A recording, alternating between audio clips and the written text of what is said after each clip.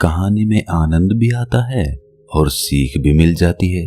दोस्तों, जिस तरह मैं महात्मा बुद्ध की कहानियों से मोटिवेशन फैलाता हूँ, उसी तरह आपका सब्सक्राइब करना मुझे मोटिवेशन देता है। तो इस चैनल को अभी सब्सक्राइब जरूर कर लें। तो चलिए कहानी शुरू करते हैं।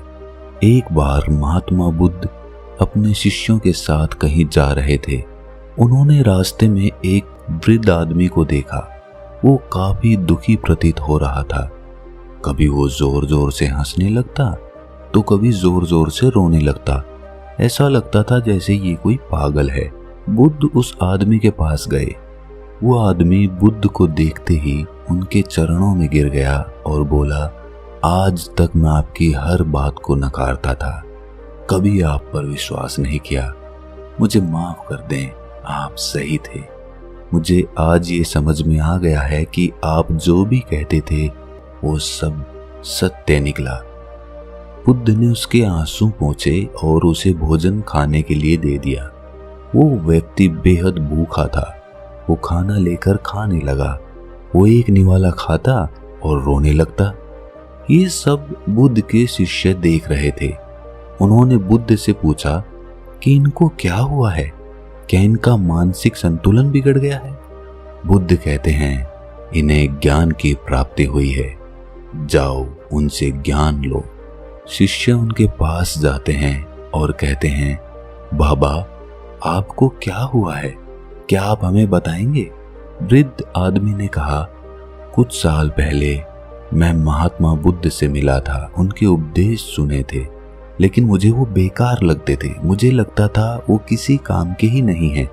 जीवन जीने के लिए उनके उपदेश जरूरी नहीं है। मैंने हमेशा उनका विरोध किया, यहाँ तक कि उनके खिलाफ षड्यंत्र तक रचा, ताकि लोग उनके बहकावे में ना आए। मुझे याद है बुद्ध ने कहा था, कभी भी धन का गलत उपयोग नहीं करना चाहिए, नशा नहीं करना चाहिए, झूठ नहीं बोलना चाहिए। लेकिन मैं यही तो करता था और उसी में मेरे को आनंद आता था। पैसे उड़ाना, मदिरा पान करना, यही सब मैं करता था, जबकि मुझे मालूम था बुद्ध ने इन सब के लिए मना किया है। और मैं देखता भी था, जो लोग बुद्ध के कहे अनुसार चलते थे, बेशक उनके पास चाहे धन ना हो, लेकिन वो फिर भी आनंद में रहते थे। और यही सोचकर आज मैं रो रहा हूं कि काश मैंने बुद्ध की बात सुनी होती। यही सोच मैं हंस भी रहा हूं कि मेरी तरह बाकी सब भी ये बातें बुढ़ापे में समझ पाते हैं और बाद में पछताते हैं कि शायद वो पहले इन बातों को समझ पाते। मुझे याद है बुद्ध ने कहा था, जैसे हमारे विचार होते हैं वैसे ही हम बन जाते हैं।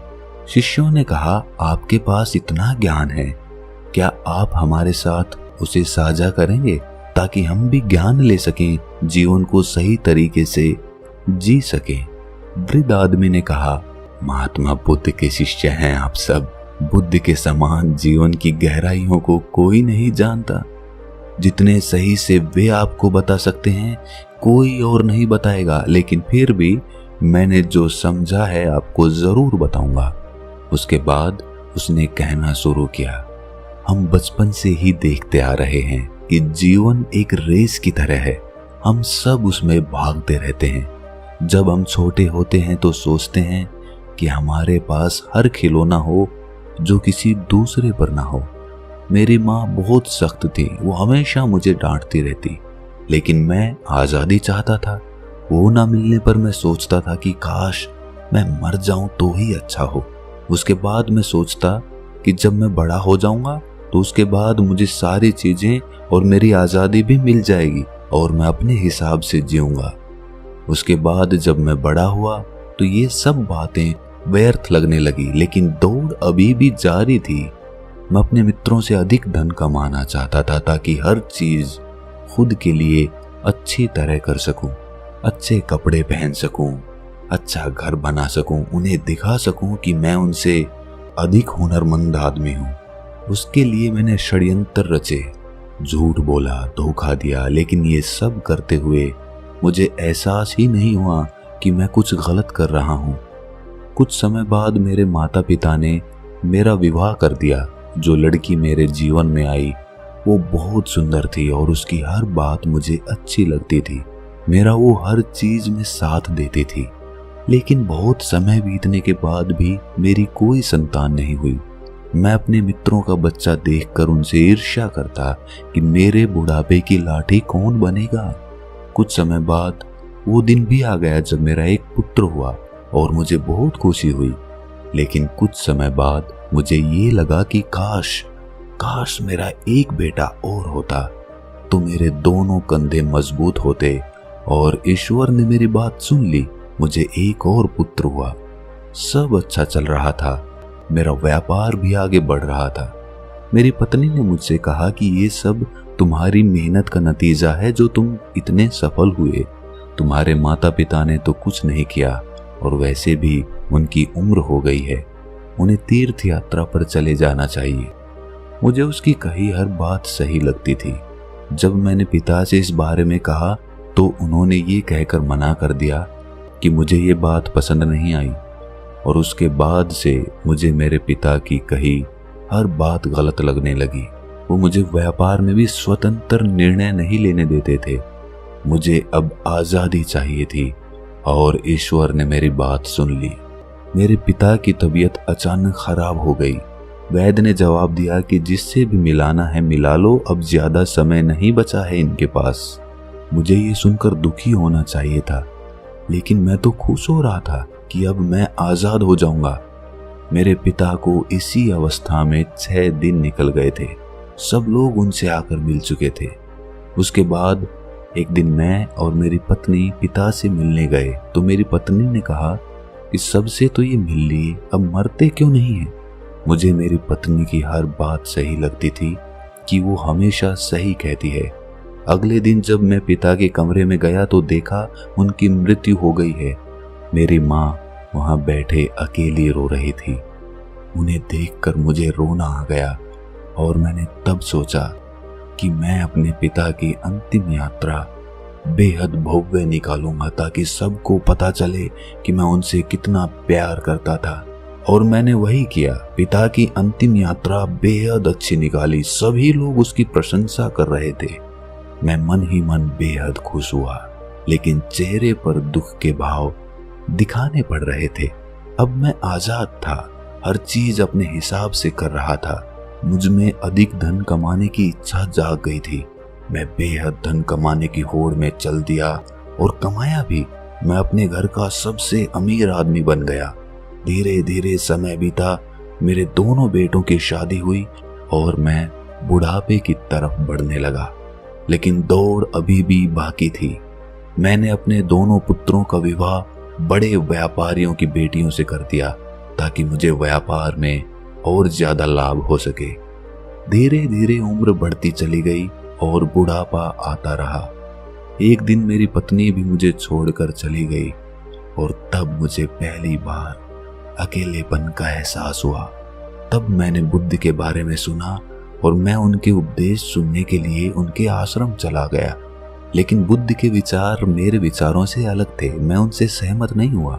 मेरी तरह वहां और भी लोग थे जो बुद्ध के विचार से सहमत नहीं थे। मुझे वे लोग मेरे शुभ चिंतक लगे और मैंने बुद्ध की बात नहीं सुनी। धीरे धीरे समय बीतता गया और मेरी तबीयत खराब होने लगी और मैंने बिस्तर पकड़ लिया। मैंने बड़े से बड़े वैद्य को दिखाया, लेकिन कोई फायदा नहीं हुआ। एक दिन मेरा बड़ा बेटा मेरे पास आया और बोला, पिताजी अब आपसे काम नहीं होगा, व्यापार अब मुझ पर छोड़ दीजिए और छोटे भाई की भी चिंता मत करें, मैं उसे भी संभाल लूंगा। आप सारा व्यापार मेरे नाम कर दीजिए।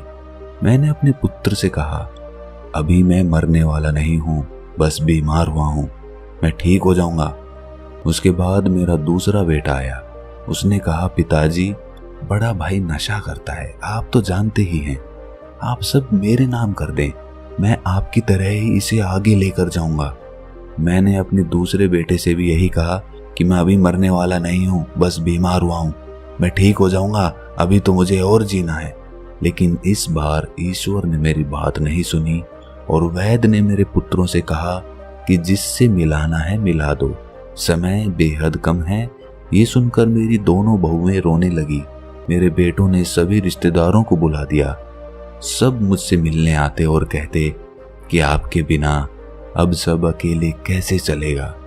मैं अभी जीवित था, लेकिन मुझे ऐसा लग रहा था जैसे सब मुझे अभी से मरा हुआ मान रहे हैं। उस दिन मुझे मेरे पिता की बेबसी का एहसास हुआ और सोचा ये जीवित में ही क्यों मुझे मार रहे हैं और सब कितने स्वार्थी हैं। अब तो मेरे बेटे भी बंटवारे के लिए मेरे आगे लड़ रहे हैं और उनकी पत्नियां उनका साथ दे रही हैं कि मेरा धन कमाना किस काम आया जो मुझे ठीक ही नहीं कर सका। मैंने बेकार में पूरा जीवन इस धन के पीछे बर्बाद कर दिया। हर गलत काम किया, नशा किया, षड्यंत्र रचा, लेकिन सब बेकार गया। मैंने ये सब क्यों किया? काश मुझे ये बात पहले समझ आ गई होती कि ये सब एक दिन यहीं रह जाना है। इससे अच्छा होता मैं कोई नेक काम करता जिससे लोग मुझे याद रखते। काश ये बात मुझे पहले पता चल गई होती जब मेरे पिता बिस्तर पर थे। तब शायद मैं कुछ अच्छा कर पाता, जीवन को नई दिशा दे सकता। मैंने दोनों बेटों को बुलाया और पूछा, मेरी अंतिम यात्रा कैसे निकालोगे? कि आप मेरे नाम सब जायदाद कर दें, मैं आपको भव्य तरह से विदा करूंगा। और दोनों फिर से लड़ने लगे। तब मुझे लगा कि ये सब किया मैंने, मेहनत मेरी, लेकिन सब छूट रहा है। ये कुछ भी अब मेरा नहीं है। अब सब कुछ छोड़कर जाना होगा। मृत्यु मेरे सामने है। मैं सबको शमशान ले गया, मेरी माता पिता पत्नी, लेकिन कभी ये नहीं सोचा कि एक दिन मैं भी यहाँ आऊंगा। मैंने अपना पूरा जीवन कामयाबी से निकाला, लेकिन अब लगता है कि मैंने जीवन जिया ही नहीं। बचपन से लेकर अब तक बस दौड़ा चला जा रहा हूँ।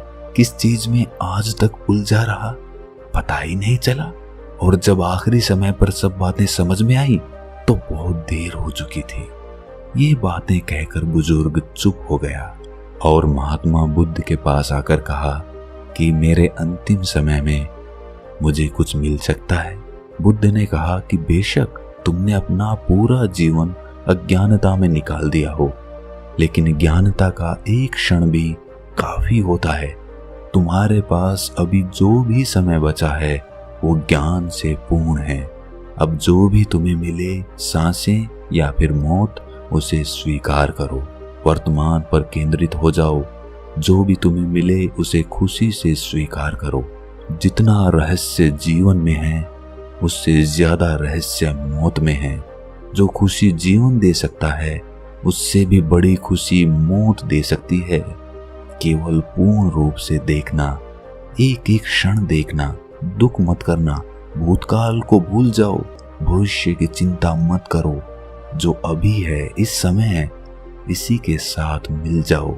जो जागृति तुम्हारे अंदर आई है वही जागृति, यही ज्ञान तुम्हारी सहायता करेगा।